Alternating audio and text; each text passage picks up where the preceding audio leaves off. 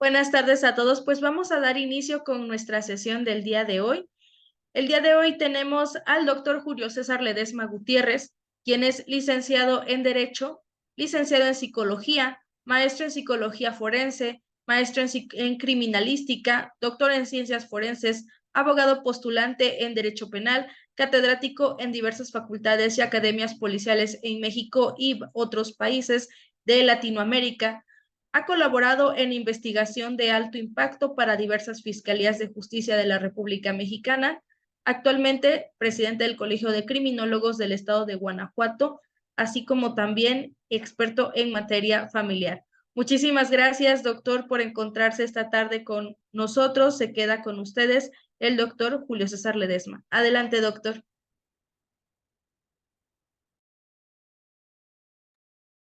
Hola, muy buenas tardes. Una pregunta todos. Doctor, se escucha un poco entrecortado. Sí, se me escucha. Ok, a ver, ¿me escuchan mejor? ¿Sí se escucha bien? Sí, ya lo escuchamos mejor. ¿Sí se escucha? Ok, por favor, si hay más tipos, me interrumpan. ¿Sí se me escucha bien? Se sigue entrecortando, doctor. A ver, déjame cambiar de conexión a internet.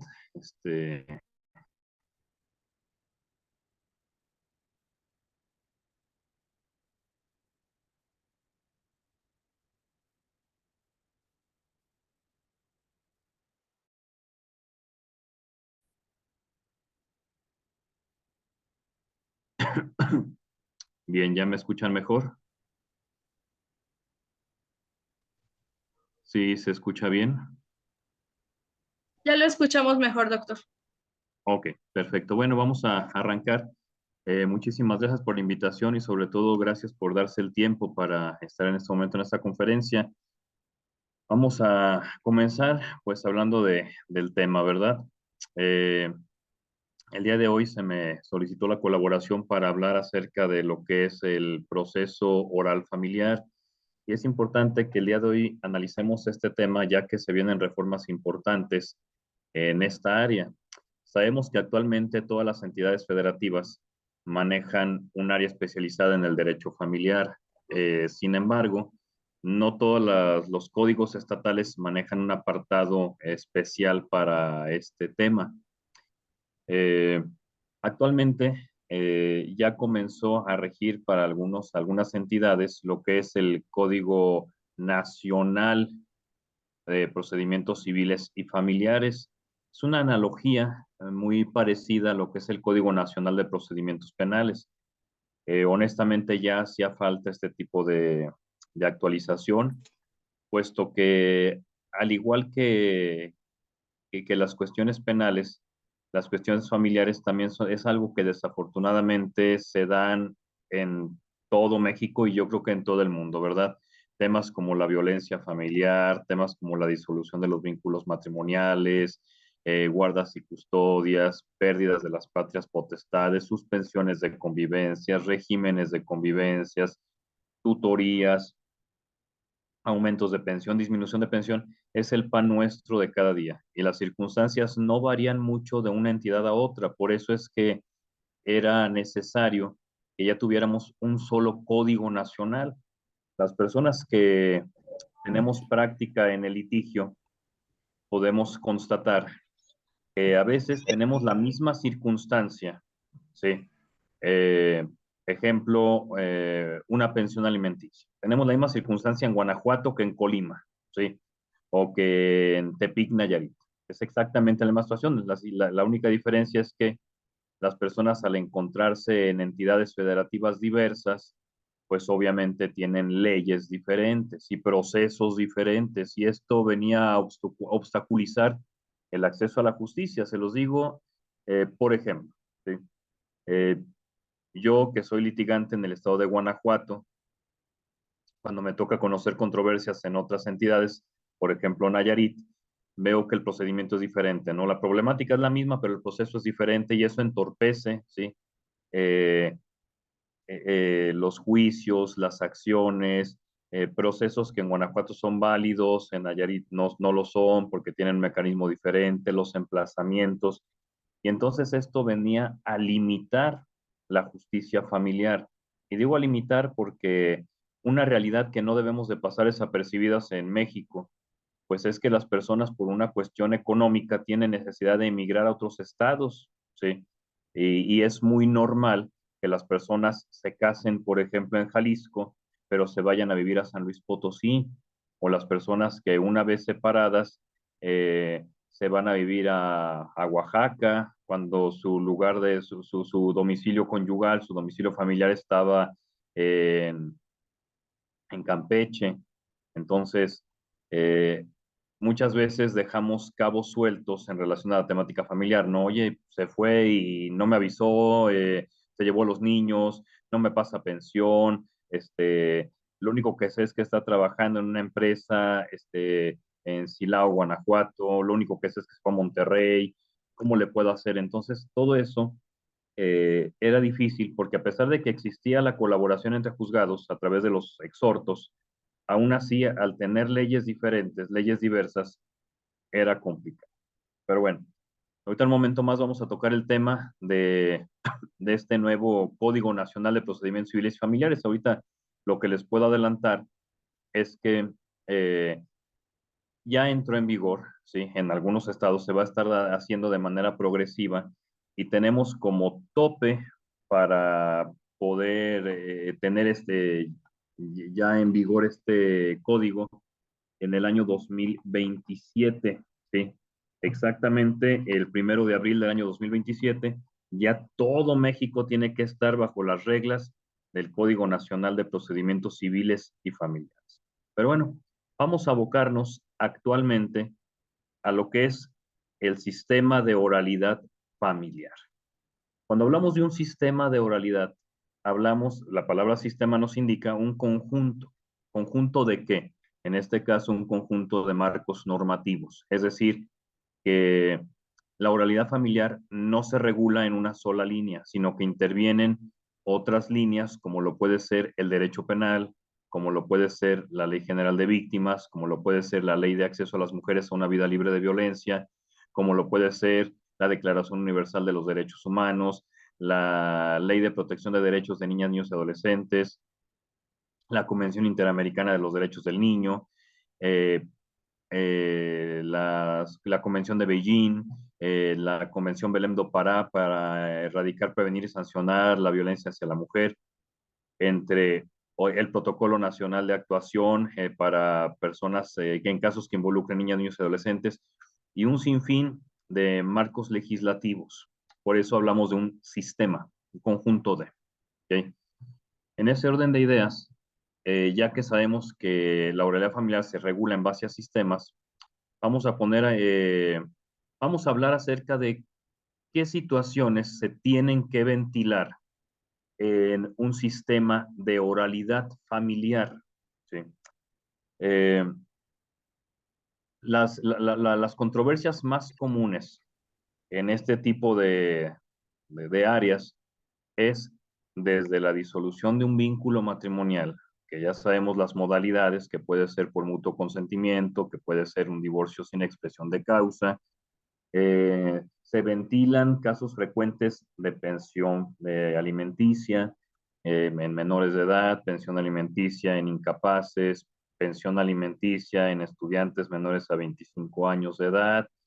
Se ventilan temas como actualizaciones de pensiones, temas como disminución de las mismas, mmm, cambios de guardas y custodias, ejercicios de la patria potestad, pérdidas de la patria potestad, autorizaciones judiciales en rebeldía para salir del país, eh, suspensión de convivencias, convivencias supervisadas, establecimiento de régimen de convivencias, eh, tutorías. Eso es el pan nuestro de cada día para aquellas personas que nos dedicamos, entre otras cosas, al litigio en materia familiar. ¿Sí? Hasta aquí, antes de continuar, ¿hay alguna pregunta por parte de los que están escuchando la presente conferencia?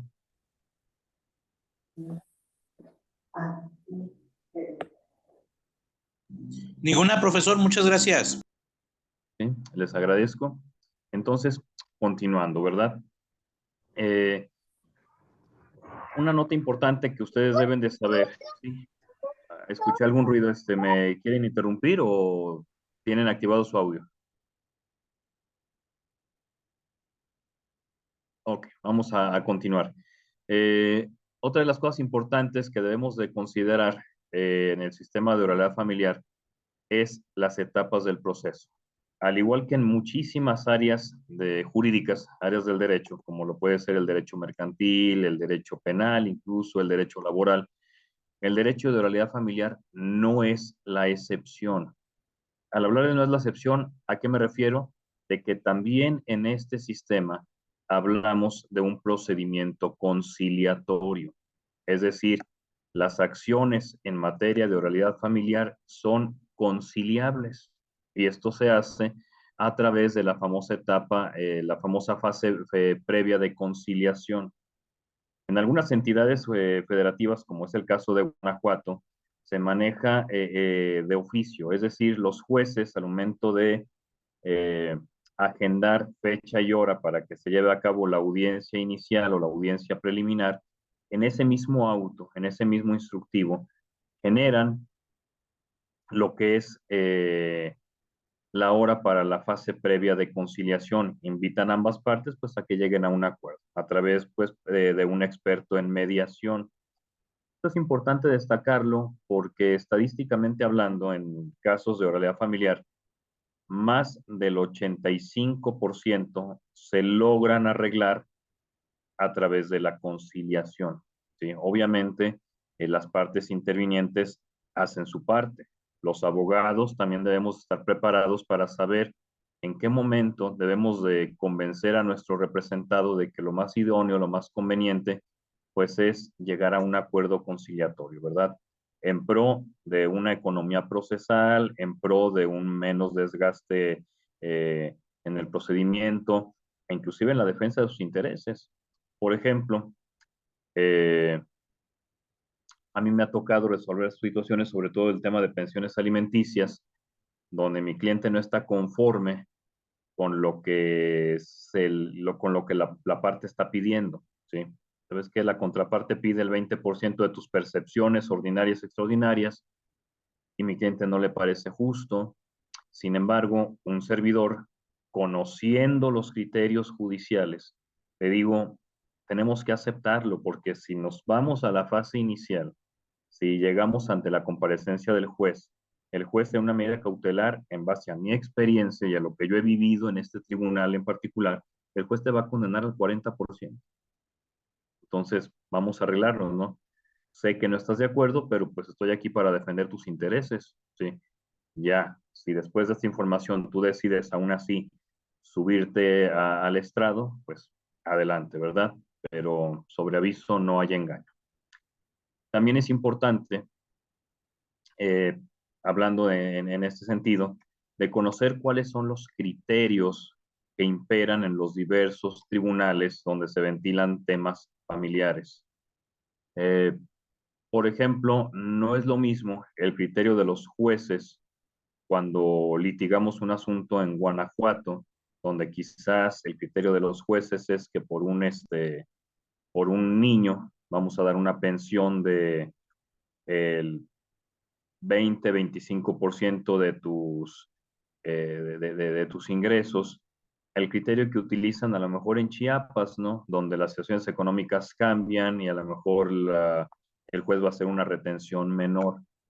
Debemos de conocer el criterio de los jueces en relación a otros temas, por ejemplo, cómo imponen las medidas cautelares, las medidas de protección, qué criterios toman, los emplazamientos, eh, temas de vestido y calzado, temas de gastos médicos, temas de gastos educativos, cuál es el criterio que imponen. Esto siempre en aras de garantizar una mejor asesoría a nuestros representados. Por eso es muy, muy importante, antes de entrar a una conciliación, tener esa práctica o ese conocimiento de cuál va a ser el criterio de los jueces para poder tomar una decisión adecuada.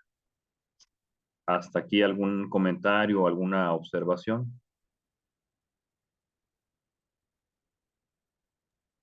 No, maestro, gracias. ¿Sí? No, maestro, muchas gracias. Recordemos que hasta esta etapa, la fase previa, bueno, otra cosa que debemos de destacar. La fase previa de conciliación se puede dar en cualquier etapa del proceso, en cualquiera, ¿sí? Podemos hacerlo en la audiencia preliminar, podemos solicitarla en la audiencia de juicio, podemos solicitarla al momento de los alegatos, podemos solicitarla en cualquier momento hasta antes de dictar sentencia, ¿sí? Eh, ¿Por qué? Porque para el Estado es importante no generar conflictos hacia el núcleo familiar. Esa es una de las características del derecho familiar. Inclusive el derecho familiar es tan noble que la misma Suprema Corte de Justicia de la Nación señala que en casos que involucren temas familiares no hay pago de gastos y costas, ¿sí? Eh, Eso es importante conocerlo, sobre todo cuando vamos a contestar alguna demanda, porque es muy común que abogados que no conocen del área o que conociéndola aún así deciden ponerlo, señalen como parte de las pretensiones el pago de gastos y costas judiciales. Esto no se permite en materia laboral y hay jurisprudencia al respecto.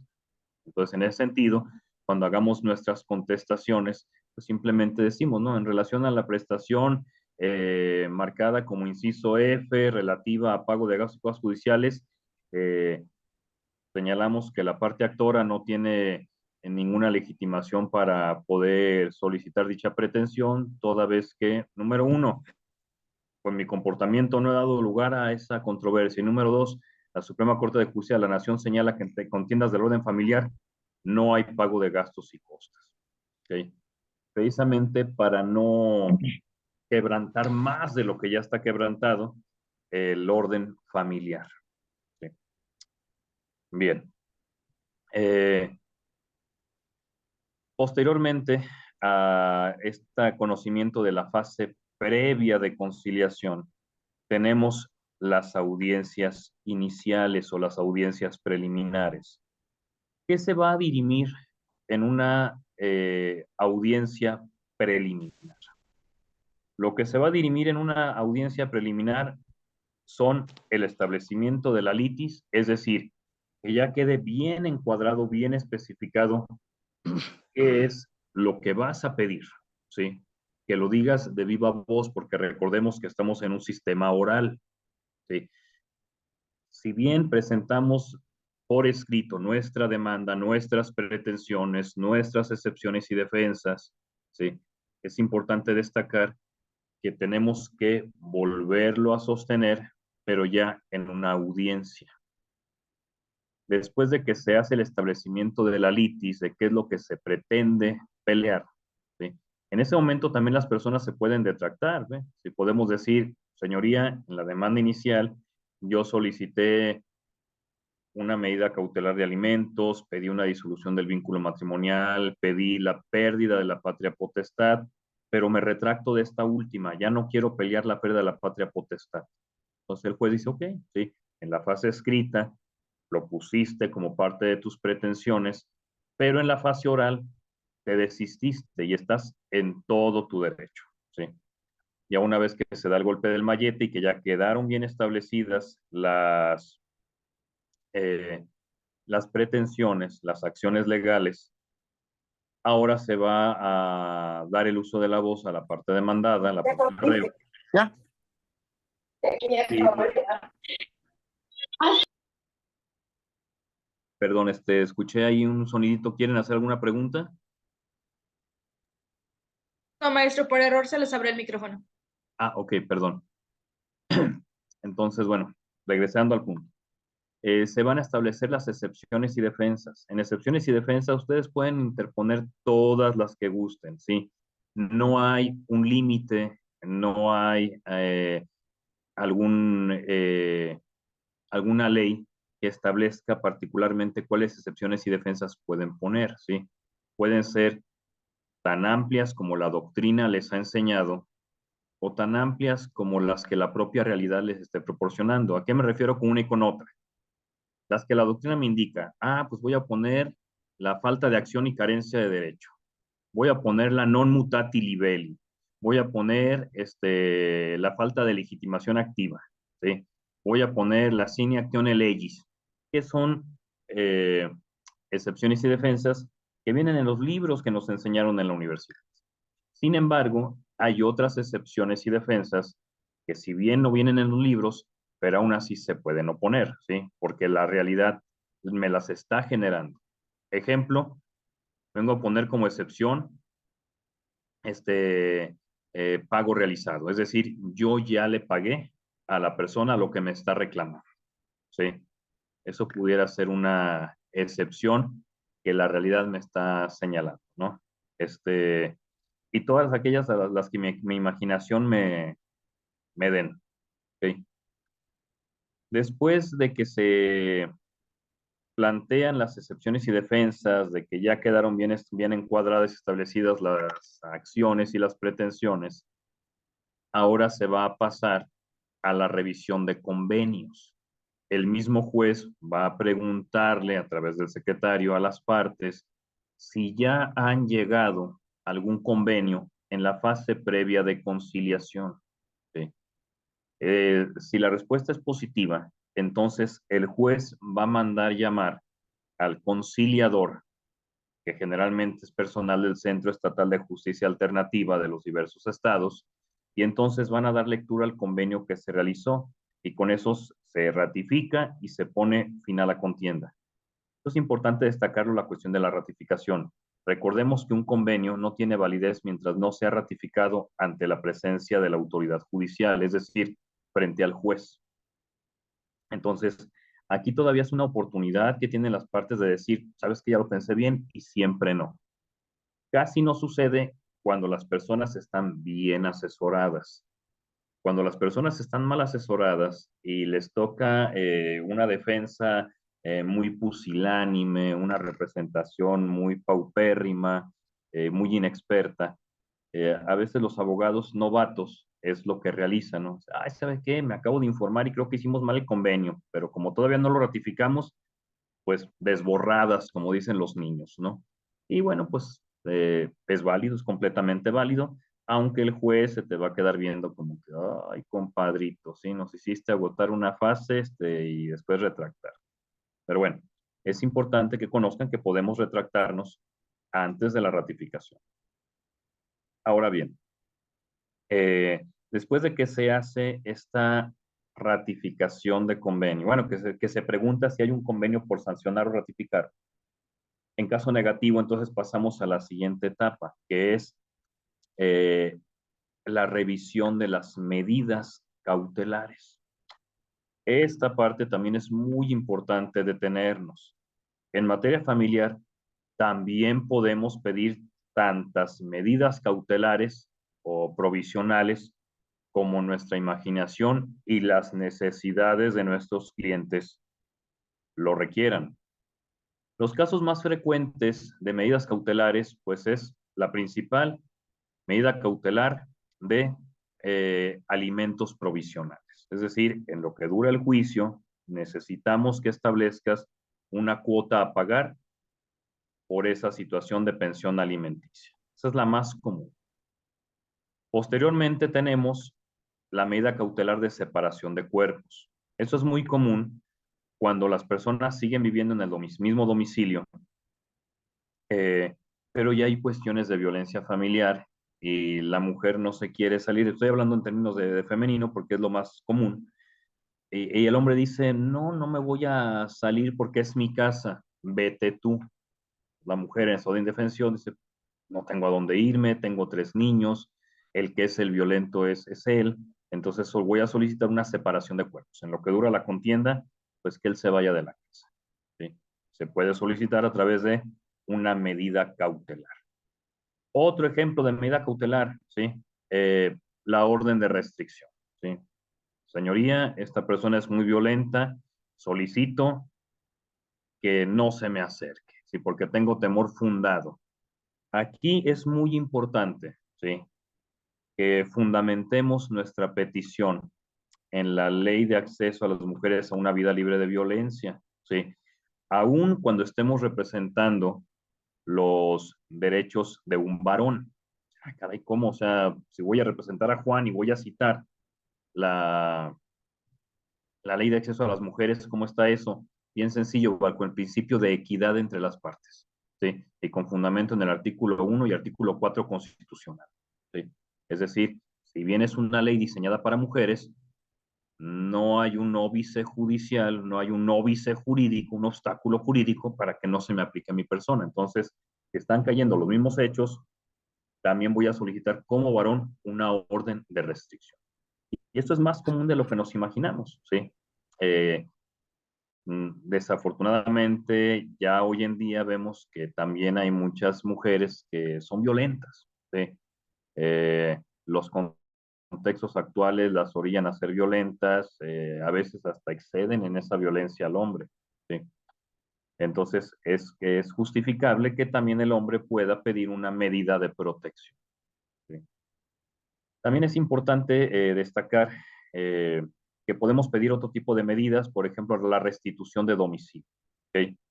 ¿Qué es la restitución de domicilio? Pues cuando a una de las partes la corren de la vivienda, la corren del hogar conyugal, y entonces es importante vuelvan a dejar ingresar, ¿sí? Que me restituyan en mi casa. Y también se puede pedir a través de una orden de restitución, ¿sí? Una medida cautelar de restitución domiciliaria. Podemos encontrarnos medidas provisionales de un régimen de convivencias, ¿sí? También es un tema de todos los días, ¿sí? Donde y es más frecuente en la mujer. Vamos a darnos cuenta a lo largo del litigio cómo hay ciertas estadísticas que van a ser más propias del hombre o propias de la mujer. Por ejemplo, pensión alimenticia, pues es más el porcentaje de mujeres que las piden porque hay más hombres incumplidos. Y en el caso de convivencia de menores, es al revés. Hay más demandas promovidas por varones porque son más las mujeres que generalmente quieren hacerse justicia por propia mano e impiden este ejercicio paterno. Entonces, eh, dentro de las medidas cautelares que se solicitan con mayor frecuencia, también están las medidas del establecimiento temporal, el establecimiento provisional de un régimen de convivencias. En lo que esto sea claro, señoría, yo quiero ver a mis hijos, ¿sí? Ponme día y hora y ahí estamos. Puede haber condicionantes en estas medidas. Podemos hablar de eh, medidas supervisadas, por ejemplo, convivencias ante las instalaciones del Sistema de Desarrollo Integral de la Familia, el famoso sistema DIF, o a través de ONGs particulares. Podemos solicitar una suspensión de las convivencias, ¿sí? Por ciertos casos. Por ejemplo, quiero pedir la suspensión de las convivencias por maltrato infantil, por omisión de cuidados, por, eh, por daño psicológico, por incumplimiento de las convivencias. Este dato es muy importante destacarlo y lo vamos a destacar, porque a veces desconocemos esa parte en el derecho familiar. Cuando hay cuando ya hay un establecimiento de un régimen de convivencias y no se cumple, estamos impactando psicológicamente de forma grave al menor, ¿sí? Porque estás prometiendo que vas a ir a verlo el sábado, que vas a ir a verlo el domingo, el niño te espera y resulta que no llegas. Y entonces el impacto emocional, el impacto psicológico, la sensación de abandono, la minusvalía que le generas al menor es un daño grave, por eso se puede solicitar la suspensión de las convivencias, ¿sí? Y esto es recomendable sobre todo para aquellas mujeres cuya problemática es la siguiente, ¿no? Llegan y me dicen, licenciado, pues es que yo me divorcié hace 3 años, se estableció en el convenio que él iba a ver a los niños los fines de semana, sin embargo ya tiene 2 meses que no se para y los niños pues lo esperan, yo no sé si salirme o no, porque si llega o no llega, con eso de que no avisa, a veces me está espiando a través de las redes sociales, se entera de que yo voy a ir a una fiesta, que yo tengo un compromiso familiar y nada más por echarme a perder el día, pum, ese día quiere ver a los niños. Entonces, yo la verdad ando como que, pues, ¿qué hago? ¿Lo esperamos? ¿No lo esperamos? Los niños se inquietan, los niños están tristes, de otra vez no va a venir mi papá, pues, ¿qué hago? Bien sencillo, vamos a pedir una medida cautelar, digo, vamos a demandarle en acción principal la suspensión de las convivencias. ¿Sí? Punto. ¿Alguna pregunta hasta aquí? Sí, maestro. Con referencia a lo que usted nos comentaba de las excepciones y defensas en materia familiar, ¿qué diferencia, maestro, existe entre una excepción y defensa? Porque yo lo que he visto es que aperturamos capítulo de excepciones y defensas y como usted bien lo comenta, ¿no? A lo mejor ponemos la excepción de falta de acción y derecho, falta de legitimación y todo, pero como que no hay una determinante diferencia, hasta ahorita yo no la he podido ver, entre una excepción y una defensa, porque si todo me voy a excepciones y excepciones, pues para mí no tendría caso ponerle al capítulo excepciones y defensas, sino nada más ponerle excepciones. Esa sería mi primera pregunta, maestro. Ok. Las excepciones vienen enmarcadas en la ley, ¿sí? Porque una excepción te habla de un quebrantamiento a una norma general, algo que ya está establecido y algo que se maneja por cuerda separada vendría siendo una excepción, ¿verdad? Y viene reglamentada la excepción. Por ejemplo, en el caso de las reglas gramaticales, ¿verdad? Sabemos que las palabras los monosílabos, por ejemplo, el, la, lo, las, tú, aún, más, no se acentúan. Esa es la regla general, pero hay una excepción reglamentada que dice, cuando haya un homónimo, cuando haya algún sinónimo con significado diferente, la vas a tener que acentuar. Por ejemplo, la palabra más, dicha sin acento, pues significa pero. Ejemplo, eh, yo te quería, más tú no, o sea, pero tú no. La palabra más sinónimo de pero. Y la palabra más con acento cuando es adición. Yo te quiero más, ¿sí? Eso es una excepción, ¿sí? Viene reglamentado. Ahora, una defensa no viene reglamentada. Una defensa son actos materiales que tú haces para llevar a cabo precisamente la defensa, ¿sí? Pasó esto, pasó aquello, esto es mi realidad y te la estoy mostrando, ¿sí? Esa es la gran diferencia entre excepción y defensa. La excepción viene reglamentada, la defensa no viene reglamentada, es un acto material. Como diríamos los penalistas, la excepción vendría siendo una defensa técnica y la defensa vendría siendo una acción material. No sé si quedó claro o te revolví más. No, maestro, está muy bien, muchas gracias. Y otra duda que me surge es cuando usted nos habla de las medidas cautelares. Aquí en la Ciudad de México y Estado hablamos de medidas Perdón, creo que provisionales, pero es bien cierto. Sí. ¿Ya me escucha mejor, maestro? Perdón. ya mejor sí. Ah, ok. A ver, creo Le que se congeló otra vez tu pantalla, ¿eh? comentaba yo que respecto a las medidas provisionales, cuando Se te volvió a ok, congelar la pantalla. logro escuchar, maestro. Ahí sí ya te lo escuchar. Ok. Ok, maestro. Le comentaba acerca de las medidas provisionales. Si yo solicito a medida provisional de alimentos provisionales, ¿qué medios de prueba debo de ofertarle al juzgador?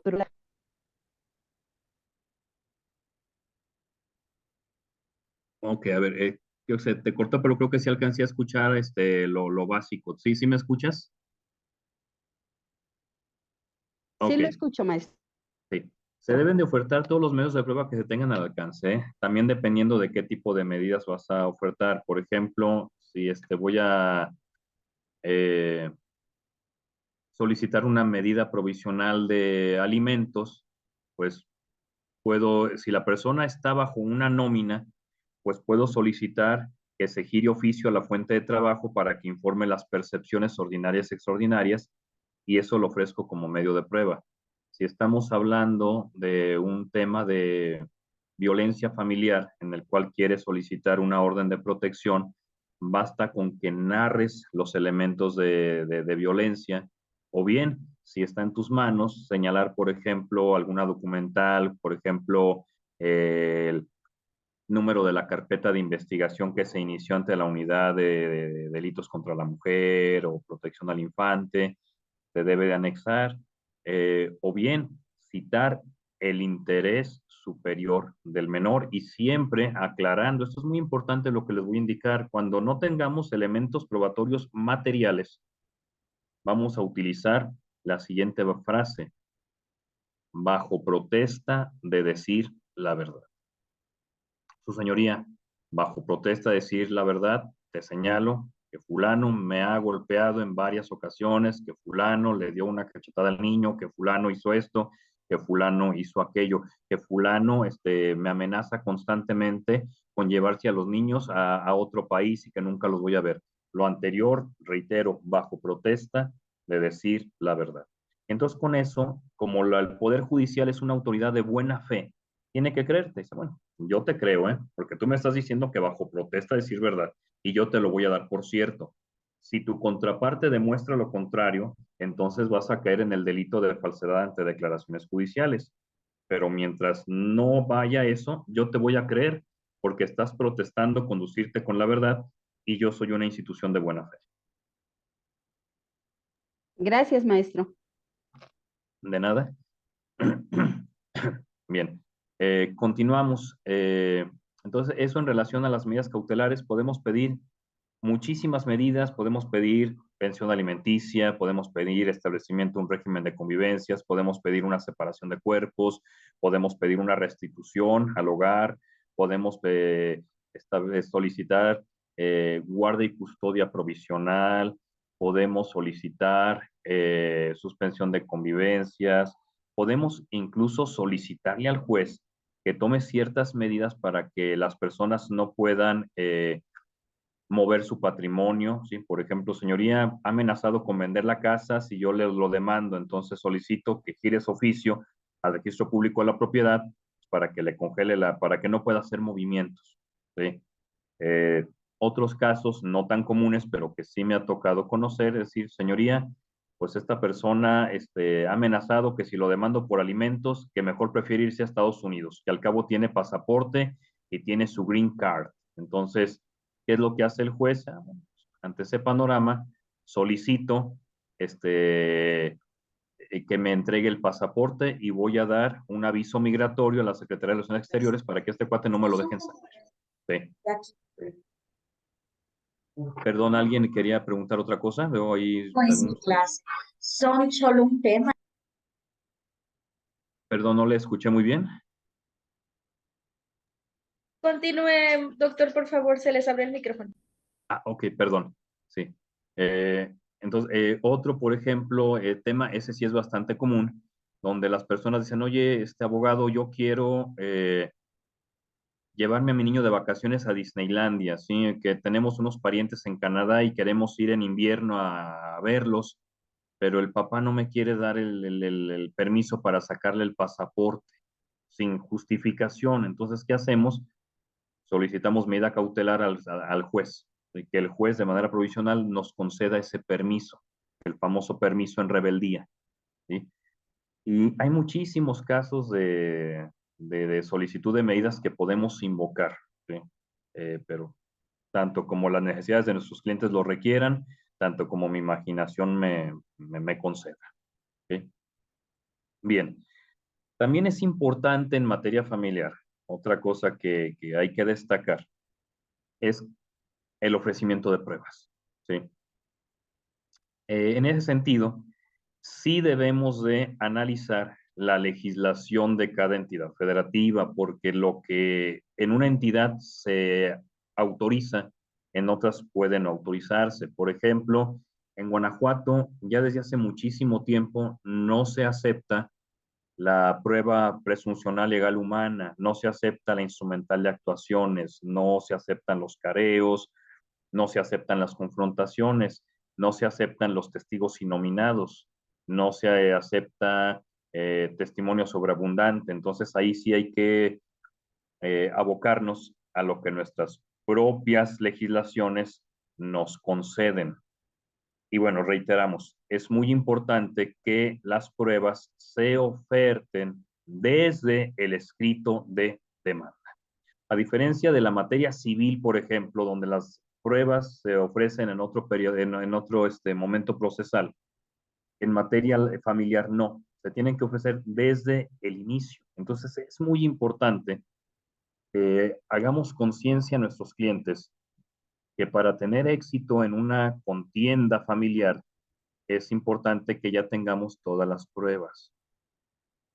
Hay abogados, me sucedió hace poco con un cliente que me llegó como yo les digo de rebote, ¿verdad? Es decir, contrató un abogado, no se sintió a gusto con el servicio y entonces viene conmigo, viene de rebote conmigo. Cuando yo veo la demanda, veo una demanda muy escueta, ¿sí? Una demanda muy carente, sobre todo en el tema de pruebas. Y entonces yo hablo con honestidad con el cliente y le digo, creo que no era el momento para que tú demandaras, ¿sí? Porque tú empezaste a reclamar, empezaste a narrar hechos, pero sin tener un sustento probatorio. Oiga, Lick, y ahorita no podemos ofrecer la prueba. No, no podemos, a menos que sean pruebas supervinientes. Pero si no es el caso de pruebas supervinientes, ahorita no podemos nosotros ofrecer pruebas. Tu demanda estuvo muy débil, ¿sí? Porque no tenía en dónde sostener las acusaciones, las pretensiones, ¿sí? Lo más seguro es que el juez no te vaya a conceder la razón. Y si tu abogado hubiera considerado esta parte, pues yo creo que te hubiera esperado otro poquito más. No sé por qué lo haría el abogado, no sé si por desconocimiento, no sé si por el afán de cobrarte un dinero, ¿sí? No sé las razones, pero no era el momento adecuado para hacer la demanda porque no tenías pruebas. Y insistimos, en una demanda, desde el inicio se tienen que ofrecer las pruebas. ¿Cuáles pruebas? Las que me concede mi ordenamiento adjetivo civil.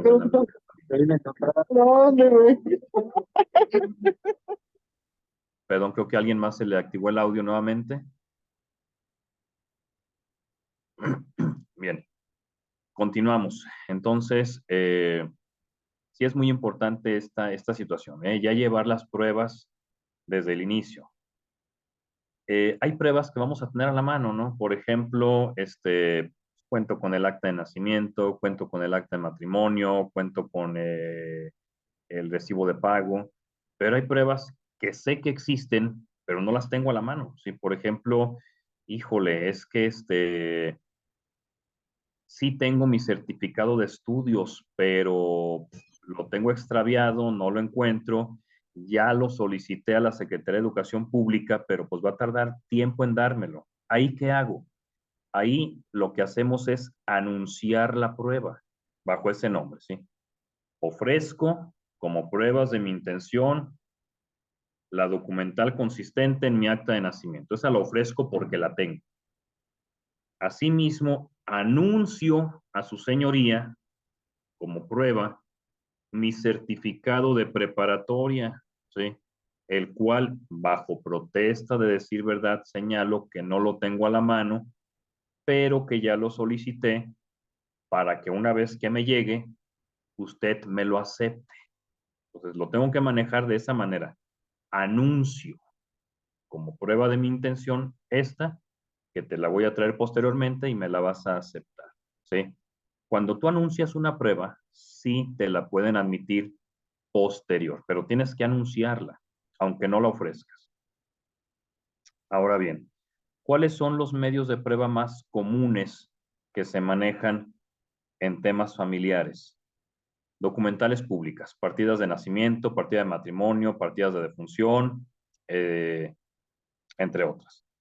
Documentales privadas, documentales públicas, seguimos con ese tenor, escrituras, facturas, pagos del impuesto predial, certificados de salud por una institución pública, cualquier documental emitida por una institución pública es documental pública. Podemos ofrecer documentales privadas, ¿sí? Que si el recibo, que si la nota, que si la carta, que si la fotografía, que si los mensajes de Facebook, de WhatsApp, de Messenger, capturas de pantalla, que obviamente al ser documentos privados pues son cuestionables, ¿sí? Son debatibles, pero puedes ofrecerlos como prueba. También se ofrece como prueba oficios a la dependencia que tú quieras, ¿no? Ofrezco la documental consistente en oficio que su señoría tenga bien girar a la fuente de trabajo tal para que me indique si fulano trabaja ahí y en caso positivo cuánto gana. O oficios de búsqueda y rastreo. Solicito, ofrezco como prueba de mi intención documental consistente en oficio que su señoría tenga girar al Instituto Mexicano del Seguro Social para que nos informe si fulano está dado de alta como trabajador y en caso positivo que nos diga cuál es su empresa. Podemos hacer oficios a plataformas Uber, podemos solicitar oficios a plataforma Didi, a fábricas, a empresas, a oficinas de gobierno, a ministerios públicos, a todo lo que también nuestra imaginación nos conceda. También una de las reglas las pruebas más comunes que se ofrecen son las pruebas periciales. Aquí también es importante destacar que cuando yo ofrezco una pericial, el día de la audiencia inicial, debo de llevar al perito para que me diga si acepta o no acepta el cargo, porque si no va el perito, pones al juez en una imposibilidad para declararse sobre esa prueba. Tú ofreciste la pericial, pero pues si el perito no está aquí para saber si sí lo va a aceptar o no, no sé si debo de aceptártelo o no. Entonces es muy importante que llevemos al perito ese día. Muy, muy, muy importante. ¿Sí? Ha habido Disculpe, casos de abogados inexpertos en los cuales dicen, ay, es que yo no sabía que tenía que llevar al perito. ¿Sí? Y entonces el juez te desecha la prueba. ¿Hasta aquí alguna pregunta? oh, sí, una pregunta. Llevar al perito habla en la audiencia de desahogo de pruebas, ¿no? No. En la audiencia preliminar, en la fase de ofrecimiento, admisión de pruebas, ahí se tiene que llevar al perito, no para que rinda el peritaje, porque eso ya estamos hablando del juicio, ¿sí? Del desahogo. Es solamente para que acepte el cargo y para que se le indique cuál va a ser el planteamiento del problema, que se le indique cuál va a ser el cuestionario bajo el cual va a sustentar su peritaje. Muchas gracias. Sí, de nada. ¿Alguna otra pregunta?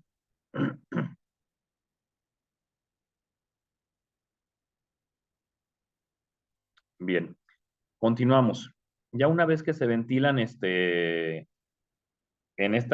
hablando todavía en la primera etapa, estamos hablando en la etapa, en la fase inicial, ¿sí? En la audiencia preliminar. Ya una vez que se concluye la misma con el ofrecimiento y la admisión de las pruebas, entonces se nos va a señalar una fecha para que se desahogue el juicio. El juicio no es otra cosa más que el desahogo de las pruebas y la fase de alegatos, ¿sí? Que es posterior al desahogo de pruebas.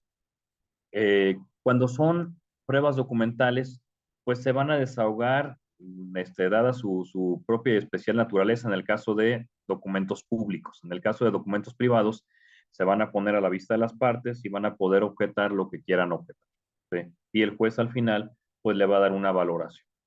En el caso de las testimoniales, en el caso de las pruebas subjetivas, es decir, sujetos, ¿sí? Llámese testigos, llámese confesional, ¿sí? Aquí es importante conocer cuáles son las técnicas para preguntar, ¿sí? Y son muy sencillas, no tenemos por qué complicarnos con formulismos arcaicos, porque a veces estamos tan presionados por la forma en la que vamos a decir la pregunta que no sabemos, que no la formulamos adecuadamente, ¿no? Ejemplo, Que diga el absolvente si es cierto como lo es, que, que nunca dio pensión alimenticia, no se califica de legal. Y tú, changos.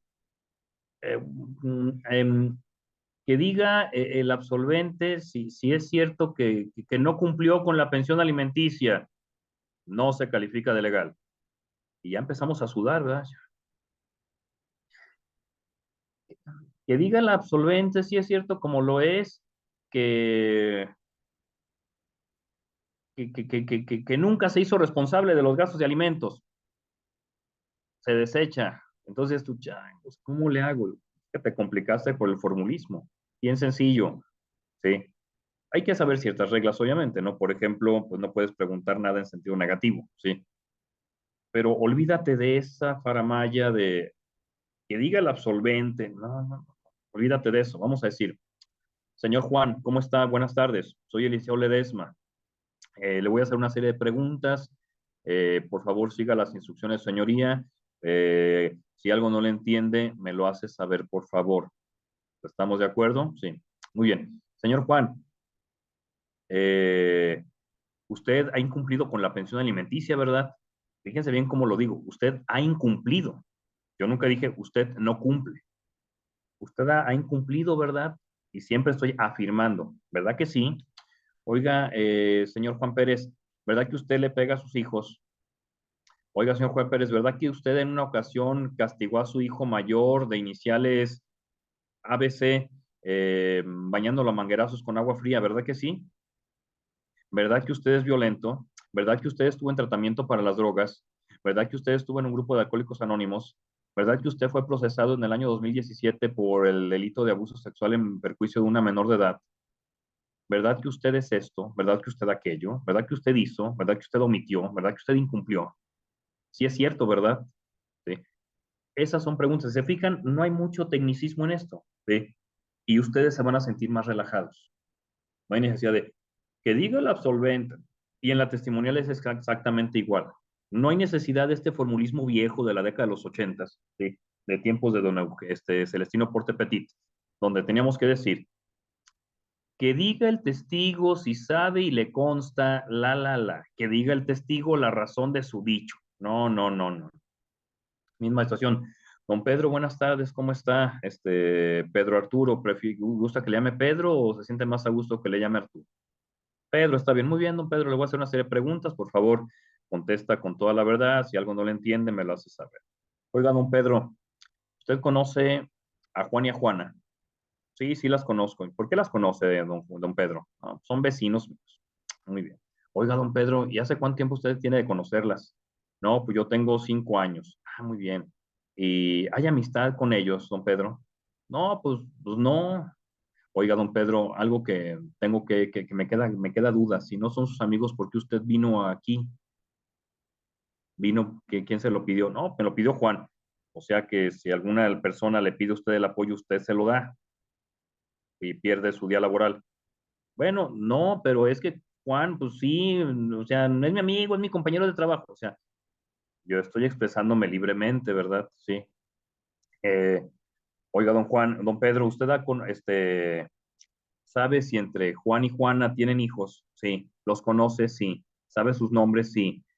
¿Me los puede decir, por favor? Sí. ¿Usted ha estado en la casa de ellos? Sí. A ver, dígame cómo es. Sí. ¿Por qué la conoce? Sí. ¿Sabe el domicilio? Sí. ¿Usted sabe si Juan cumple con su pensión alimenticia? Sí. ¿Por qué sabe esto? Sí. ¿Usted lo acompañó? Sí. ¿Y a dónde lo acompañó?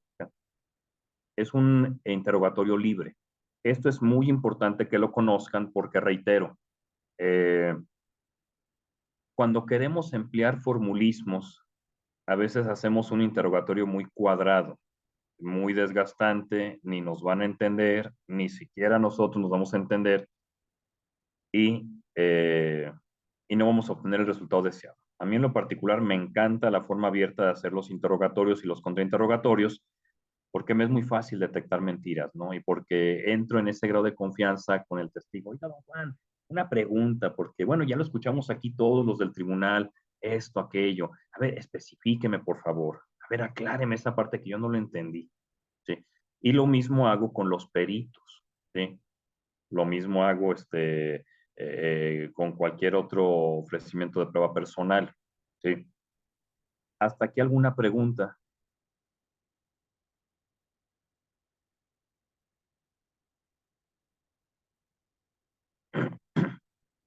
Bien.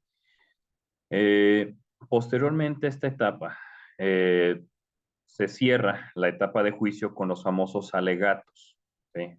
En términos generales, que no es otra cosa más que alegatos de clausura. Es decir, argumentos que tú vas a decirle al juez para tratar de convencerlo que la razón te es favorable a ti. Por ejemplo, señoría, pues como bien lo observamos a lo largo del presente sumario, pues los testigos de Juan se contradijeron, ¿sí? Tú lo escuchaste, el señor Pedro dijo que eran amigos, ¿sí?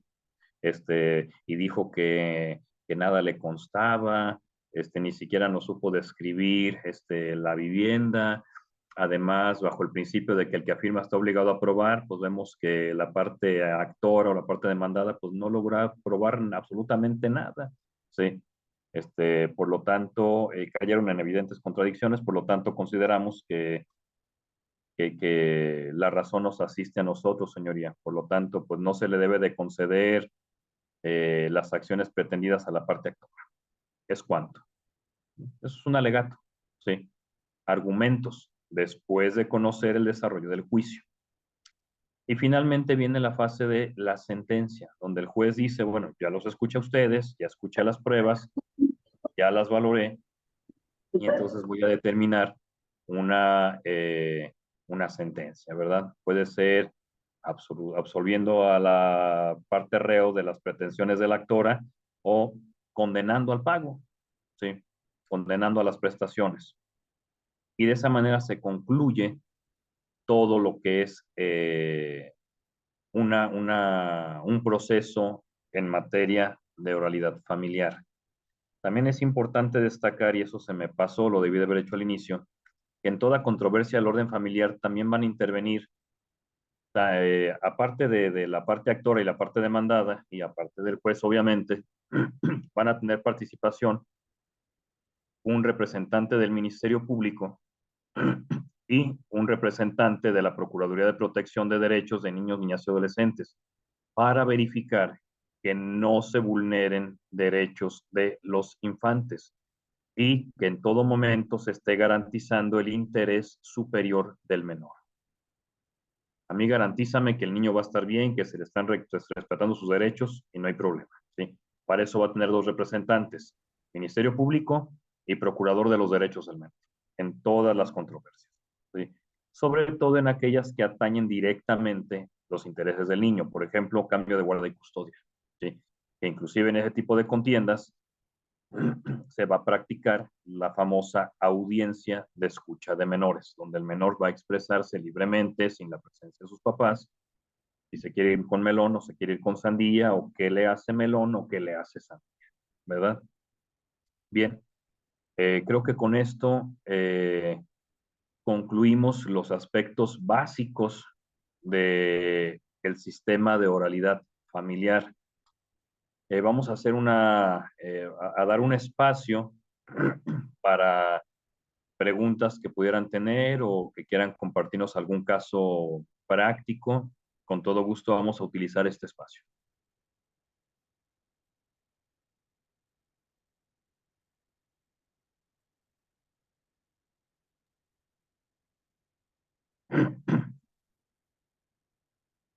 ¿No hay alguna pregunta? ¿Algún comentario?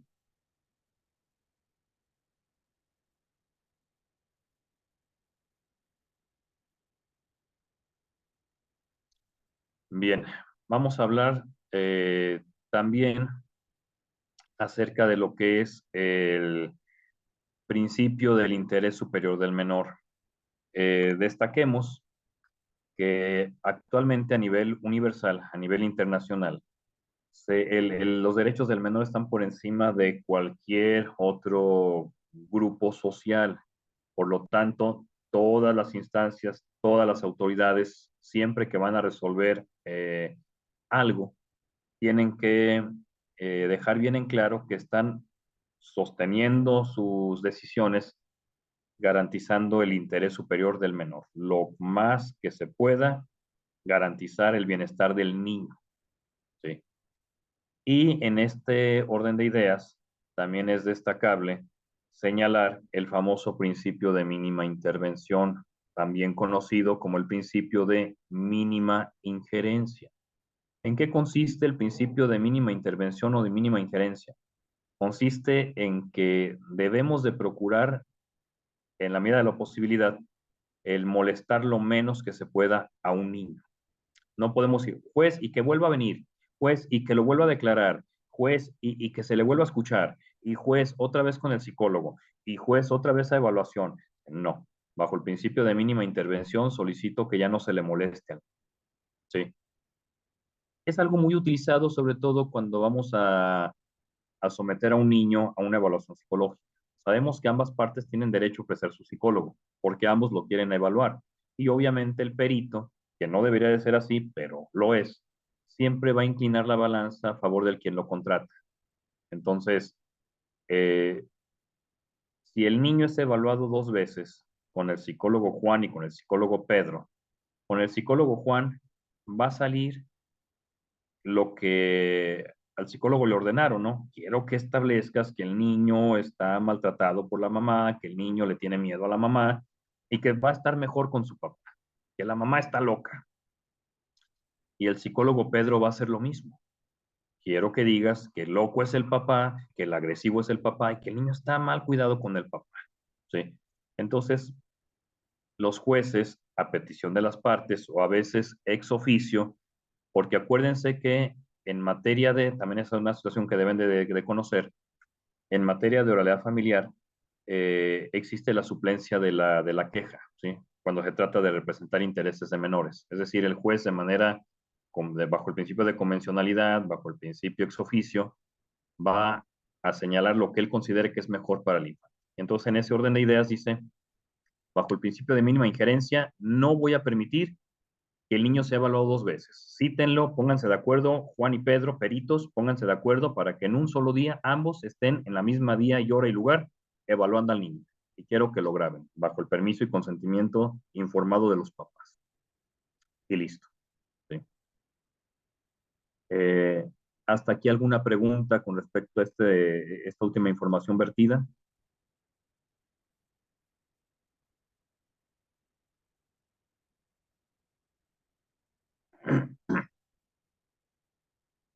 Bien. Entonces, pudiéramos seguir hablando, ¿sí? de oralidad familiar, que es muy amplio y cada caso tiene sus peculiaridades, ¿verdad? Pudiéramos hablar de temas como pérdida de la patria potestad, en qué caso se puede recobrar la patria potestad, en qué caso se puede perder. Eh, Podemos hablar de temas de guarda y custodias, omisiones del deber de cuidado, pudiéramos hablar de establecimientos de cómo se disuelven sociedades conyugales, pero creo que no acabaríamos. Yo creo que 1 hora es apenas el tiempo suficiente para señalar los aspectos mínimos fundamentales, los principios básicos bajo los que se regula el derecho familiar. ¿Sí? Entonces, voy a dejar estos minutos subsecuentes para preguntas, opiniones, comentarios o que nos expongan algún caso, eh, cualquier cosa, en los próximos minutos estamos aquí abiertos para escucharlos.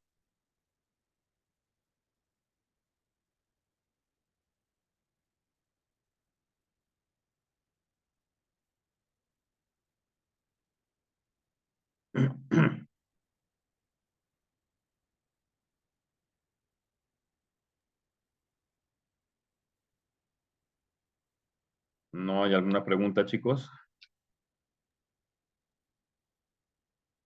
Por el momento no, licenciado. Ok. Entonces, pues de mi parte sería todo, ¿sí? Les agradezco mucho el espacio que se dieron para escuchar la información. Les recomiendo que ya vayan empapándose poco a poco de lo que es el nuevo Código Nacional de Procedimientos Civiles y Familiares. es muy interesante, viene ya muy detallado las reglas del juego, que van a ser reglas muy semejantes a las reglas del procedimiento penal. Así es que aquellos que litigan en ambas áreas, creo que va a ser un ejercicio muy sencillo. La transición de lo que ahora vamos a llamar el sistema tradicional familiar al sistema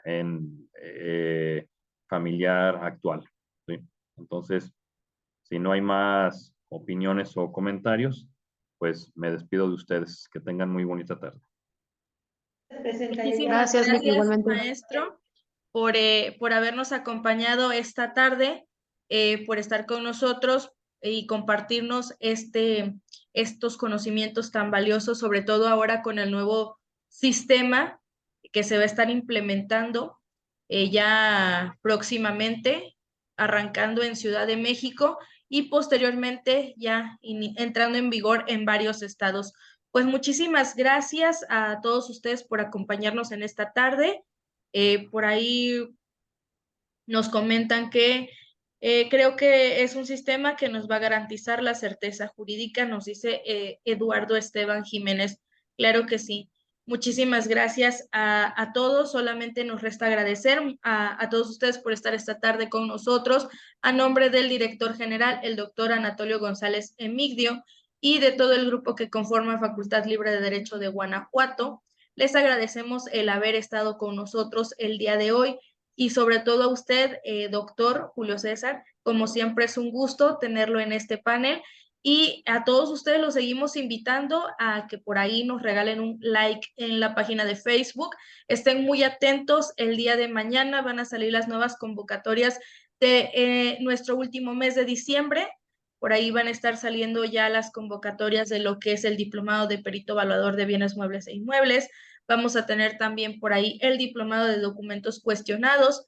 Vamos a tener el diplomado en grafología y grafoscopía. Tenemos también por ahí el taller de grafología infantil que va a impartir la maestra Ana Luisa Plovín, el taller de actualización de evaluación inmobiliaria para todos los chicos de las generaciones pasadas que ya quieran hacer su actualización. Ya vamos a estar por ahí el día de mañana abriendo la convocatoria. También por ahí tenemos el taller de fotografía forense con el maestro Uriel. Entonces todavía tenemos muchas actividades antes de finalizar este 2023 y para vernos el próximo año 2024. Pues muchísimas gracias a todos. Sí, de hecho también va a estar mañana saliendo por ahí la convocatoria del diplomado de juicio oral en materia familiar. También por ahí el maestro está impartiendo ya el diplomado en lo que es en juicio oral en materia penal. Entonces, por ahí estén muy atentos de todas las convocatorias que se van a estar aperturando. Muchísimas gracias a todos, que pasen una excelente tarde. Bonita tarde, sí. Gracias, bye bye. Gracias, gracias.